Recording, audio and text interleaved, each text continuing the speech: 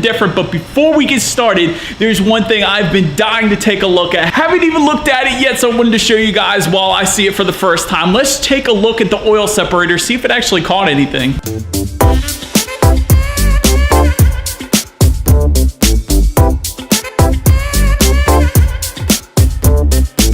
Alright, so I will say these things are a bit hard to unscrew when it's actually latched up in there, so I just took the whole thing off, and like I said in my previous installation video, it really only takes like 30 seconds. So let's open this thing up and see if the JLT oil separator actually caught anything. And again, this is only after a couple 100 miles, so let's see what we got.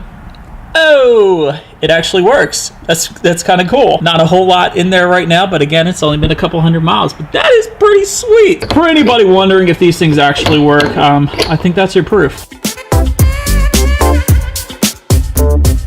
Okay, so as I told you guys before, back in the day when I used to go to car shows like crazy up and down the East Coast, I have my normal routine, of course, for completely prepping my car for the show I was about to go to. So today I thought it'd be a fun little idea to switch things up a little bit and actually go through my particular car wash technique at least. Maybe you guys will learn something, and of course everybody does this completely differently, so if I don't do something like you do it, doesn't necessarily mean you or I are doing it the incorrect way. It's just everybody does this differently, and we all have different little idiosyncrasies when it comes to washing our cars. But per your request, today I'm going to show you guys how I actually wash mine, and there are a couple little tricks I can tell you guys, but you probably already know them. But if you do not, stay tuned and we are going to get started. And so the first thing I always like to do, of course, just do a quick little rinse off the car.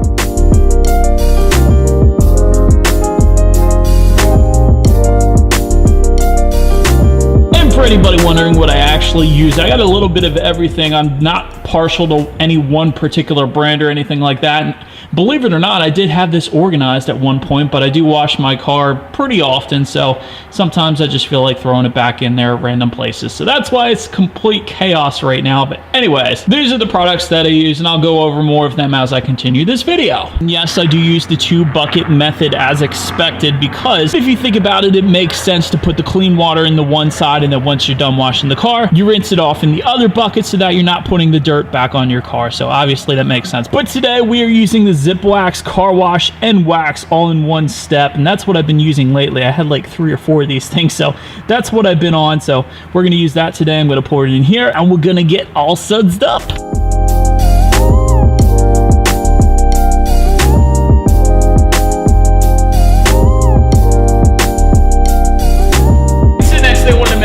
Actually use 2 sponges. This is basically for the majority of the car, and then I have this thing, which is mainly to get the bugs off of the front. So if you guys drive a lot at night, you'll probably notice there gets to be a lot of bugs on the front bumper, and this doesn't always get them off, especially when they start to get caked on if you haven't washed your car in a while. So that's what this is for. It's got the little netting to help grab the bugs off the front bumper, in case you guys were curious.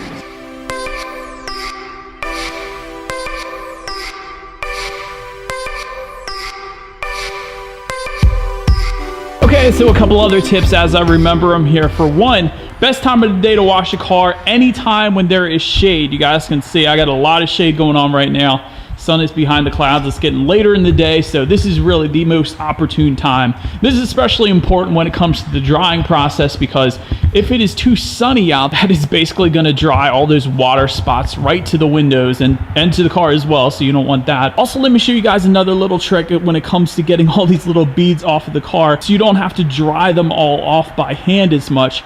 For one, my car is ceramic coated, so if you did have one of those giant leaf blower things for your car, you of course could just blow it right off of there. But let's assume your car is not ceramic coated. Let me show you guys a quick little trick on how to get the majority of those small little beads off of the car before you actually go and dry it.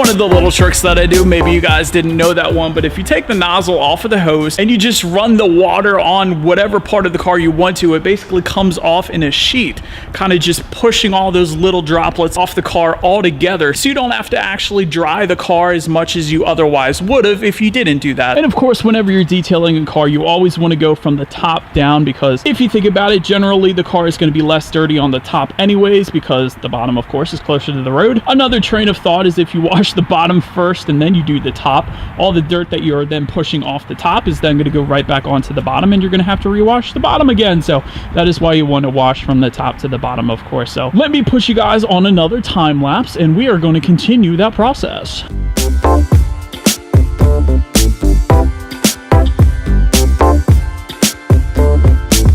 So another little trick, you guys, I keep remembering this stuff as I go, but you guys could probably see I'm wearing a jacket with the zipper on it. I also have jeans on. Really what you want to do if you have a choice is wear sweatpants, a sweatshirt, or something that is not going to have metal on it that could scratch up your car. It is 40 some degrees in Pennsylvania when I am doing this right now, so I have to wear some sort of a jacket, or I could have wore like 3 sweatshirts, which I'm not going to do because that would make me look stupid. But you guys have probably been seeing I'm actually tucking my jacket away when I'm washing Stangosaurus here. So if you have the choice, do not wear anything metal that could possibly scratch up your car. Just wanted to mention that.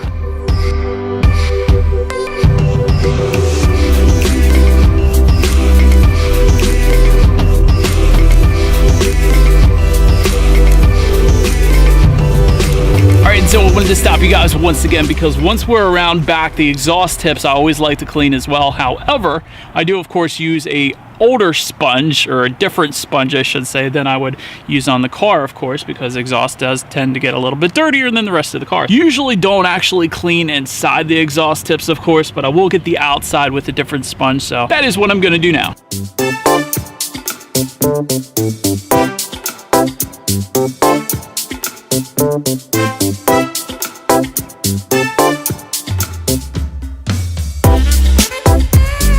Alright, back like I was saying, you guys, in the front, if you needed it. I don't even know if I need it, honestly, because there's not too many bugs, because I don't typically drive at night. But if you did need it, that little sponge with the netting is definitely going to be a must-have if you do drive at night and you tend to get a lot of bugs in your front bumper. Again, just wanted to mention that. Alright, so as you can probably see, the rotors there are slightly rusty looking, or a little yellowish. So to get rid of that, honestly, the easiest way is to just go for a quick drive, and I'll show you guys the difference. But just go for a quick drive, use the brakes, and that is what's going to get that yellowish off. A few minutes later. So you guys can see now that yellowish gross looking color is all gone by simply a 30-second drive around my neighborhood. All right, you guys, and so now for the wheels, a couple different things I use for this one. This is going to sound probably crazy and a little obsessive, but I use a separate sponge for the tire, and this is actually the same sponge I use for the exhaust, but tires tend to be a little dirtier, so I'm going to do that first.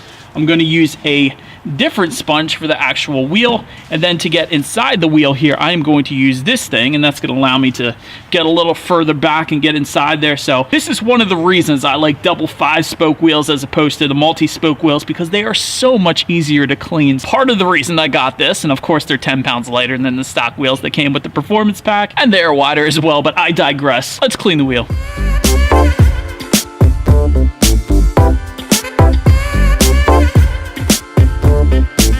Before we do the rest of the tires, I'm just going to show you guys this first. I do shine the tire as well, and I'll alternate between different things. There's a tire foam where you just spray it around and just let it sit, basically, and it shines the tire and it disappears on its own. And then there is the extreme tire shine, and again, you spray it around the tire, and then you use an old towel and you just kind of rub it into the tire. So I'm going to do the so-called lazy way today and do the tire foam just to show you guys it is honestly just as good, in my opinion at least, to get the tires to shine up nice and good. So let's do that. I'm going to do the other wheels and tires, and then I'm going to show you guys what the tires and wheels all look like in the end here.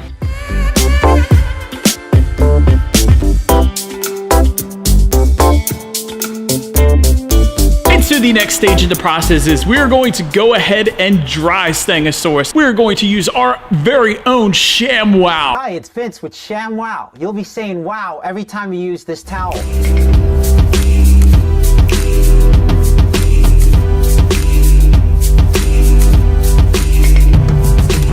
Okay, so at this point, I think it is time to clean the door jambs. Because, as you guys can see, there is a ton of water built up in there because we watched the car. So that is definitely something you want to do before any show. And, of course, we'll get the interior as well. Who's doing that to my car? Anywho, definitely want to clean these up and make sure there are no dirt or anything gunky or yucky underneath of here. And gosh darn, this green is looking bright right now. And some of this stuff might be unreachable, but I'm definitely just going to try to get as far back as I possibly can. And I am using a microfiber towel because they are super soft.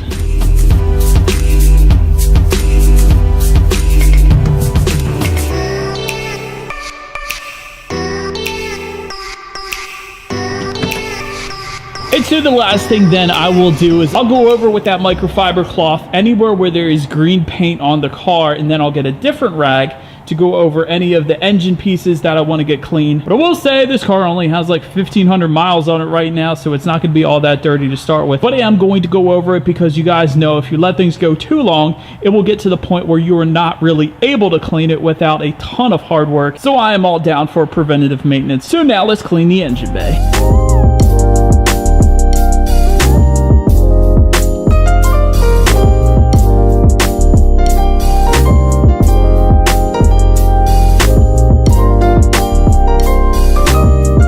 There it is, you guys. This is how I prep my vehicle before any car shows, before any cars and coffee. And like I said, Stangosaurus herself hasn't been to too many shows since I just got her a couple months ago. But with my old vehicle, my old show vehicle that I took across the US, definitely got in my fair share of car washes. But we, of course, are all learning all the time. So if you guys have any tips for me, feel free to put them in the comment section. But hopefully maybe you guys learned something as well. Maybe there was a trick that you didn't know before. But yeah, that is how this one turned out. Definitely. Somebody asked me on Instagram, I believe it was, and that's where this request came from, on how I get my car so shiny. And I think part of it probably is that glass coating, the Simonez glass coating that I put on it. But another part of it is I don't wait a decade to wash Stegosaurus. I usually wash her every other week, at least before it started getting cold, and now she just kind of sits in the garage for the most part. But yeah, there she is looking all shiny. And so, but that is about it for this one, you guys. Hope you guys enjoyed something a little different on this channel. Be sure to like the video if you enjoyed this one. Feel free